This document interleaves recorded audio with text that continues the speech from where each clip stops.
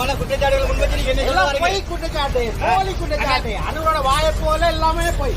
உங்களுக்கு சந்தோஷமான விஷயம் தான். முன்னாள் கிழக்கு மாகாண முதலமைச்சரும் முன்னாள் மத்திய அரசின் இராஜாங்க அமைச்சரும் தமிழ் மக்கள் விடுதலை புலிகள் TMVP கட்சியின் தலைவருமான பிள்ளையான் எனப்படும் சிவனேசதுரை சந்திரகாந்தனுக்கு மட்டக்களப்பு நீதவான் நீதிமன்ற உத்தரவின்படி ஜூலை 13 வரை மீண்டும் விளக்கமறியல்.